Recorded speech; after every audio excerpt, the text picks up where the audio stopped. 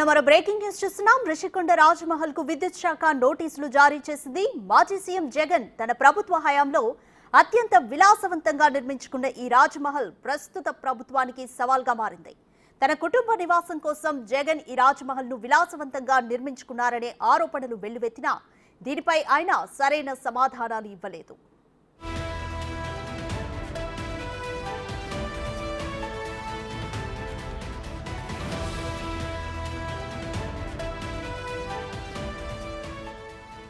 ఇదే విషయానికి సంబంధించి మోర్ డీటెయిల్స్ మా ప్రతినిధి రాజు అందిస్తారు. రాజు, రిషికొండ రాజ్మహల్ కు విద్యుత్ శాఖ నోటీసులు జారీ చేసింది. నోటీసులో ఏమని పేర్కొంది?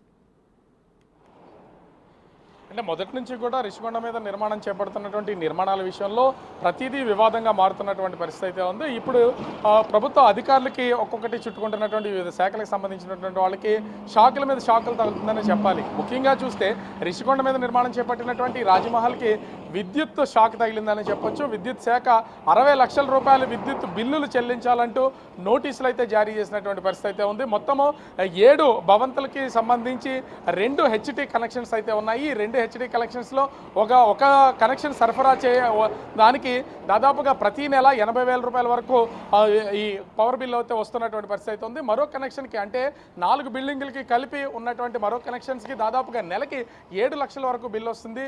ఇలా 7,80,000 రూపాయలు యావరేజ్గా ప్రతి నెల బిల్లు వస్తున్నటువంటి పరిస్థితి అయితే ఉంది. ఇప్పటికీ 60 లక్షల రూపాయలు విద్యుత్ శాఖకి అయితే చెల్లించాల్సినటువంటి పరిస్థితి అయితే ఉంది. ప్రతి నెల కూడా 2,000 యూనిట్లకు పైనే విద్యుత్తుని వాడకం అనేది జరుగుతున్నటువంటి పరిస్థితి అయితే ఉంది. 15 రోజుల్లోగా ఈ విద్యుత్ బిల్లులు చెల్లించాలని ప్రభుత్వానికి అయితే ప్రస్తుతం నోటీసులు జారీ చేసింది.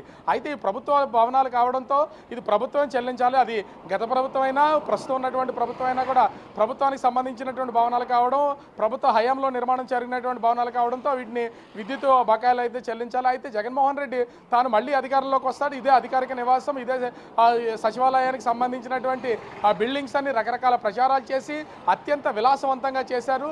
మొత్తం ఇప్పుడు 24 గంటలు కూడా విద్యుత్ లైట్లు కాంతులతో వెలుగుతూనే ఉంటాయి. లోపల బయట కూడా ఆ విద్యుత్ కాంతులు విరజిమ్ముతూనే ఉంటాయి. చూడడానికి మాత్రము అత్యంత అధునాతనంగా కనిపించేటటువంటి వీటికి ఇంత కరెంట్ బిల్ అయితే వచ్చింది. ఇక్కడ విద్యుత్ శాఖ కరెంటు షాక్ తగిలింది, ప్రభుత్వానికి కరెంట్ షాక్ తగిలిందని చెప్పుకోవడం కంటే విద్యుత్ శాఖ అధికారులను ప్రశ్నించాల్సినటువంటి పరిస్థితి ఎంతైనా ఉంది.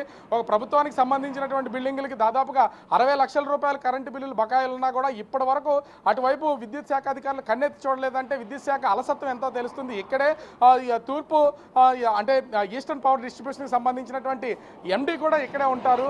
ఇక్కడే ఉండి పర్యవేక్షణ చేయాల్సినటువంటి వాళ్ళు ఒక సీఎంకి అయితేనేమో 60 లక్షల కోటి రూపాయలైనా కూడా బిల్లు చెల్లింపు విషయంలో అలసత్వం వహిస్తూ ఉంటారు.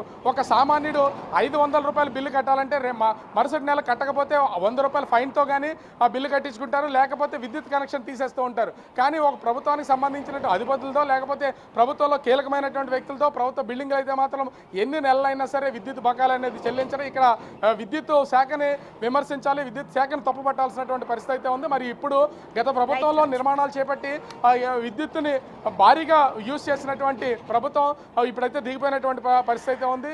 కొత్త ప్రభుత్వానికి, చంద్రబాబు ప్రభుత్వానికి ఈ విద్యుత్ బకాయిలు అనేది వాళ్ళ మెడకు చుట్టుకున్నటువంటి పరిస్థితి అయితే ఉంది. మరి ఎలాంటి నిర్ణయం తీసుకుంటారు? ఈ బకాయిలన్నింటినీ రద్దు చేస్తారా, లేకపోతే ప్రభుత్వ బిల్డింగ్లే కాబట్టి తిరిగి కడతారా అనేది మాత్రం వేచి చూడాల్సినటువంటి పరిస్థితి అయితే ఉంది. Radhika, thank you Raju.